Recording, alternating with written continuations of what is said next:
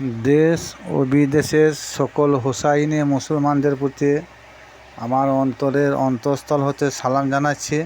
আসসালামু আলাইকুম ওয়া রাহমাতুল্লাহি ওয়া বারাকাতুহু।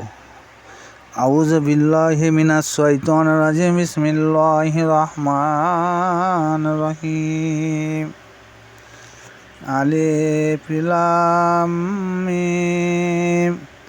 জালিকাল কিতাবু লা রাইবা ফিহি হুদাল লিল মুত্তাকিন আল্লাযীনা ইউমিনুনা বিল গায়বি ওয়া ইউকিমুনাস সালাতা ওয়া মিম্মা রাযাকনাহুম ইউনফিকুন। সাদাকাল্লাহুল আলিয়্যুল আযীম ওয়া সাদাকা রাসূলুহুন নাবিয়্যুল কারীম। আজ বর্তমান সমাজে কিছু লোক আছে, তারা বলছে আমরা পাক্কা মুমিন মুসলমান। কারণ বলছে আমরা আমরা আল্লাহর প্রতি বিশ্বাস রাখি, আল্লাহর প্রতি ঈমান এনেছি, পরকালের প্রতি বিশ্বাস রাখি, আখিরাতের প্রতি বিশ্বাস রাখি, আল্লাহর আযাবের প্রতি বিশ্বাস রাখি, মৃত্যুর প্রতি বিশ্বাস রাখি, জান্নাত জাহান্নামের প্রতি বিশ্বাস রাখি। এই ধরনের বিভিন্ন রকম কথা বলে থাকে। কিন্তু যারা সমাজে সাধারণ লোক আছে, তারা কি বলবে যে না, এই লোক তো আল্লাহকে যখন বিশ্বাস করে, আল্লাহকে যখন ভয় করে, আল্লাহর আযাবকে যখন বিশ্বাস করে, আল্লাহর জান্নাত জাহান্নামকে যখন বিশ্বাস করে, পরকালকে যখন বিশ্বাস করে, মৃত্যুকে যখন বিশ্বাস করে, পুনরুত্থানের দিনকে যখন বিশ্বাস করে, তাই নিশ্চয়ই লোকটা পাক্কা মুমিন মুসলমান। কিন্তু আল্লাহ পাক রব্বুল আলামিন কী বলছে এ পরিপ্রেক্ষিতে? বিসমিল্লাহির রহমানির রহিম। ওয়া মিনান নাসি মান ইয়াকুলু আমানা বিল্লাহি ওয়া বিল ইয়াউমিল আখিরি ওয়া মা হুম বিমুমিনিন ইউখাদিউনাল্লাহা ওয়াল্লাযীনা আমানু ওয়া মা ইয়াকদাউনা ইল্লা আনফুসাহুম ওয়া মা ইয়াশুরুন। আমার মহান আল্লাহ পাক রব্বুল আলামিন বলছেন, এই দুনিয়াতে এমন কিছু মানুষ আছে, তারা বলবে আমরা আল্লাহকে বিশ্বাস করি, আল্লাহর পরকালকে বিশ্বাস করি, আখিরাতকে বিশ্বাস করি, আল্লাহর জান্নাত জাহান্নামকে বিশ্বাস করি। আল্লাহর এমন কিছু বস্তু রয়েছে, এমন কিছু জিনিস রয়েছে, সেগুলোকে না দেখে আমরা বিশ্বাস করি।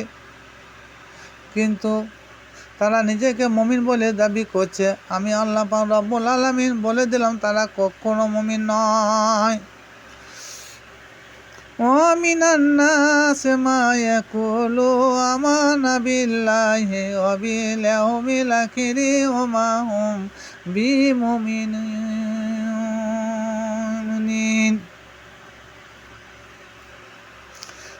এই আয়াত থেকে বোঝা গেল যে আল্লাহর প্রতি মহব্বত, আল্লাহর প্রতি বিশ্বাস, আল্লাহকে ভয় করা, আখিরাতে বিশ্বাস করা, এগুলা প্রতিটি থেকে বিশ্বাস রাখে। সে নিজেকে যদি মুমিন বলে দাবি করে, আল্লাহ বলছে কখনো সে মুমিন নয়। সূরা বাকারা আয়াত নম্বর 8। তাহলে কি করলে সে পাক্কা মুমিন হবে? যতক্ষণ পর্যন্ত আপনারা বা আমি, যতক্ষণ আল্লাহর প্যারা হাবিব নবী মুহাম্মদ মুস্তাফা সাল্লাল্লাহু তাআলা আলাইহি সাল্লামের প্রতি আমরা মহব্বত না করেছি, ভালোবাসা না রেখেছি, তৎক্ষণাৎ পর্যন্ত আমরা মুমিন মুসলমান বলে দাবি করতে পারি না। কারণ এই সূরা বাকারা 8 নম্বর আয়াতে এটা ফায়সালা করে দিয়েছে। আল্লাহর বিশ্বাস করার পর, আখিরাতের প্রতি বিশ্বাস করার পর যদি আমরা মুমিন বলে না দাবি করতে পারি, আল্লাহ বলছে তোমরা কখনো মুমিন নয়। তাহলে যতক্ষণ পর্যন্ত আমরা আল্লাহর প্যারা হাবিব নবী মোহাম্মদ মুস্তাফা সাল্লাল্লাহু তাআলা আলাইহি সাল্লামের প্রতি বিশ্বাস স্থাপন না করেছি, মহব্বত না করেছি, ঈমান না এনেছি, তৎক্ষণাৎ পর্যন্ত আমরা কখনো মুমিন বলে দাবি করতে পারবো না। ইউখাদিউনাল্লাহা ওয়াল্লাযীনা আমানু ওয়া মা ইয়াখদাউনা ইল্লা আনফুসাহুম ওয়া মা ইয়াশুরুন। তারা আল্লাহকে ধোঁকা দেয়, কিছু মুমিন বান্দাকে ধোঁকা দেয়, কিন্তু তারা ধোঁকা দিল, তারা নিজের ধোঁকাতে তারা নিজেই পড়ে। তারা নিজে অনুধাবন করতে পারে না যে আমরা আল্লাহকে কেন ধোঁকা দিলাম, মুমিন বান্দাকে কেন ধোঁকা দিলাম, কিন্তু নিজের ধোঁকাতে তারা নিজেই পড়ে গেল, কখনো তারা বোঝার চেষ্টাও করলো না।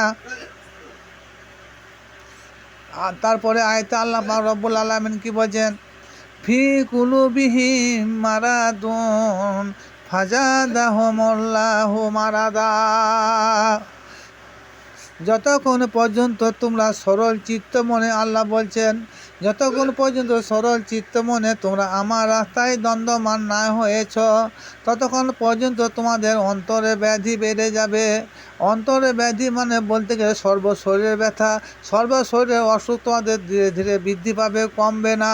সরল চিত্ত মনে যতক্ষণ আমার রাস্তায় দ্বন্দ্বমান না হয়েছে, ততক্ষণ পর্যন্ত তোমাদের মনের ব্যথা, হাতের ব্যথা, পায়ের ব্যথা, কোমরের ব্যথা, বুকের ব্যথা, মাথার ব্যথা, অন্তরের ব্যথা দিনের দিন বেড়েই যাবে, কখনো কমবে না। তাই তো মহান আল্লাহ পাক রব্বুল আলামিন বলছেন, ফি কুলুবিহিম মারাদুন ফাজাদাহুমুল্লাহু মারাদা।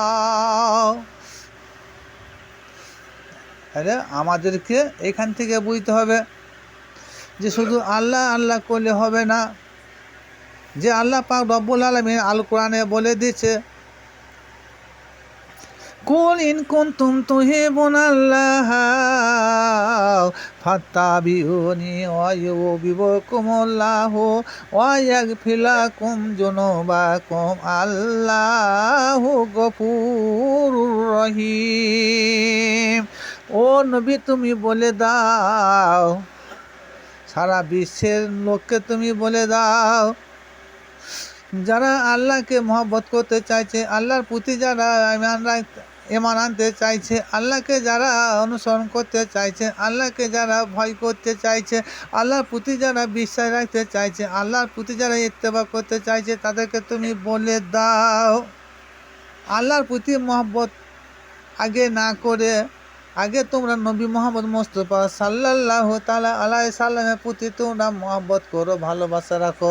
আমার আল্লাহ পাক রব্বুল আলামিন বলে দিয়েছেন, আল্লাহু গফুরুর রহিম, আমার আল্লাহ গফুর রহিম, ক্ষমাশীল, ক্ষমাকারী, বান্দা বান্দীদের সকল গুনাহ আল্লাহ পাক রব্বুল আলামিন নিজে ক্ষমা গুণে ক্ষমা করে দিবেন। কারণ হলো, সত্য হলো একটাই, যদি তোমরা নবী মোহাম্মদ মুস্তাফা সাল্লাল্লাহু তাআলা আলাইহি সাল্লামের প্রতি যদি তোমরা বিশ্বাস স্থাপন করো, ইত্তেবা করো, মহব্বত করো, তাকে যদি অনুসরণ করো, তাহলে আল্লাহকে অনুসরণ করা হবে। আর নবী মোহাম্মদ মুস্তাফা সাল্লাল্লাহু তাআলা আলাইহি সাল্লামকে যদি মহব্বত করো, আল্লাহকে মহব্বত করা হবে। নবীকে যদি তোমরা ভালোবাসো, আল্লাহকে ভালোবাসা হবে। নবীর ইত্তেবা করলে আল্লাহর ইত্তেবা করা হবে। মায়াতু রসুলা ফাকাত আলা, যে রসুলের অনুসরণ করলো সে আল্লাহরই অনুসরণ করলো। কোরআন কোন জায়গায় বলে নাই যে আল্লাহর অনুসরণ করলে নবীর অনুসরণ করা হবে। আল্লাহর হাত নবীর হাত, এটা কোনদিন বলে নাই। আল্লাহর জুবান নবীর জুবান, এ কথা আল্লাহ কোনদিন বলে নাই। আল্লাহর পা নবীর পা, এ কথা আল্লাহ কোনদিন বলে নাই। আল্লাহকে ভালোবাসলে নবীকে ভালোবাসা হবে, এ কথা আল্লাহ কোন জায়গায় কোরআনে বলেন নাই। আল্লাহ পাক কোরআনে বলেছে, নবীকে অনুসরণ করলে আল্লাহকে অনুসরণ করা হবে, নবীকে ভালোবাসলে আল্লাহকে ভালোবাসা হবে, নবী ইত্তেবা করলে আল্লাহর ইত্তেবা করা হবে, নবীর অনুগত স্বীকার করলে আল্লাহর অনুগত স্বীকার করা হবে। নবীকে যা দেখবে সে আল্লাহকে তা দেখা হবে। নবীর জুবান আল্লাহরই জুবান, নবীর হাত আল্লাহরই হাত। আল্লাহ কোনো জায়গায় বলে নাই আমার হাত আর নবীর হাত, এ কথা আল্লাহ কোরআনে কোনো জায়গায় বলে নাই। আল্লাহ পাক বলেন, আমার নবীর হাত আমার হাত, আমার নবীর জুবান আমার জুবান। আল্লাহ কোনো জায়গায় বলে নাই নবীর জুবান আমার জুবান, কিন্তু আল্লাহ সূরা নাজমে 3 নম্বর আয়াতে বলেছে যে আমার নবীর জুবান আমার জুবান। কিন্তু বর্তমান যুগে এক সম্প্রদায়ে লোক আছে, তারা বলে আমরা আল্লাহু আল্লাহ আল্লাহু আল্লাহ ছাড়া কিছুই বুঝে না, আল্লাহর অনুসরণ করব, আল্লাহর কথা মতো চলবো, আল্লাহ কোরআনে যেটা বলে সেটা অনুসরণ করে চলবো। কিন্তু আল্লাহ পাক কোরআনেতে বলেছে যে আমাকে যদি তোমরা মহব্বত করতে চাও, আমার ইত্তেবা যদি চাও, তাহলে আগে নবী মোহাম্মদ মোস্তফা সাল্লাল্লাহু তাআলা আলাইহি সাল্লামকে তোমরা অনুসরণ করো। তাকে অনুকরণ করলে আমাকে অনুকরণ করা হবে, তিনাকে অনুসরণ করলে আমাকে অনুসরণ করা হবে। এটা সূরা বাকারায় প্রথম দিকে আল্লাহ পাক রব্বুল আলামিন বলে দিয়েছেন। সুতরাং যতই আমরা আল্লাহ আল্লাহ আল্লাহ আল্লাহ আল্লাহ আল্লাহ করি, যদি নবীর প্রতি যদি তার আহলে বাইতের প্রতি যদি মহব্বত না আনতে পারি, তা কখনো আমরা মুমিন হতে পারবো না। আর মুমিন না হয়ে যদি মৃত্যুবরণ করি, তাহলে আমাদের ললাটে জাহান্নাম অবধারিত, কেউ রক্ষা করতেও পারবে না। যিনি কাল কিয়ামতের মাঠে সারা বিশ্বের সপ্তম জমিন ও আসমানের যত প্রাণী আছে, সকল প্রাণীর মধ্যে শ্রেষ্ঠ প্রাণী হচ্ছে ইনসান, তাদের সুপারিশকারী হবেন। সমস্ত নবীর উম্মতদের তিনি সুপারিশকারী হবেন এবং সমস্ত নবীদের তিনি সুপারিশকারী হবেন। সেই নবী মোহাম্মদ মোস্তফা সাল্লাল্লাহু তাআলা আলাইহি সাল্লামের প্রতি স্বয়ং আল্লাহ পাক রব্বুল আলামিন নিজে দরুদ শরীফ পাঠ করে থাকেন। সুতরাং আমরা কি একটু চিন্তা ভাবনা করবো না? কোরআন কোন জায়গায় বলে নাই যে নবী মক্কা মদিনা জমিনে কবরে শুয়েছি, দরুদ শরীফ পাঠ করছি? এটা আল্লাহ কোন জায়গায় বলে নাই, তেনার নবীও কোন জায়গায় হাদিসে বলে যান নাই। কিন্তু কোরআনে সাবুত হচ্ছে সূরা আহজাব 56 নম্বর আয়াতে আল্লাহ বলছে, আমি 24 ঘন্টা অনবরত লাগাতার কিয়ামত তক, আমি নয় আমার সঙ্গে অজস্র ফেরেশতা মণ্ডলী সহ আমার সেই পেয়ারা হাবিব নবী মোহাম্মদ মোস্তফা সাল্লাল্লাহু তাআলা আলাইহি সাল্লামের প্রতি আমি দরুদ সালাম প্রেরণ করে থাকি। সুবহানাল্লাহ। আর ইয়া আইয়ুহাল্লাযীনা আমানু সাল্লু আলাইহি ওয়া সাল্লিমু তাসলিমা, হে ইমানদার বিশ্বাসীরা, তোমাদের মধ্যে যারা ইমানদার বিশ্বাসী রয়েছে, সবাই নয়, যারা পাকা ইমানদার, তাদেরকে আল্লাহ বলেছে যে তোমরা আমার সেই নবীর প্রতি, আমি যার প্রতি দরুদ শরীফ পাঠ করে থাকি, সেই নবীর প্রতি তোমরাও সম্মানের সঙ্গে, আদবের সঙ্গে, তালিমের সঙ্গে তোমরা দরুদ শরীফ পাঠ করতে থাকো। এই পর্যন্তই। কিন্তু আমাদের চলার পথে হায়াতের জিন্দগিতে আমরা যেন বেশি বেশি করি নবী মহব্বত এবং নবী পরিবার প্রতি মহব্বত রাখতে পারি। আর নবী অনুসরণ, নবী মহব্বত, আল্লাহর অনুসরণ, আল্লাহরই মহব্বত। এই বলে আমি আমার বক্তব্য শেষ করলাম। ওমা আলাইনা ইল্লাল বালাগ। খোদা হাফিজ। আসসালামু আলাইকুম।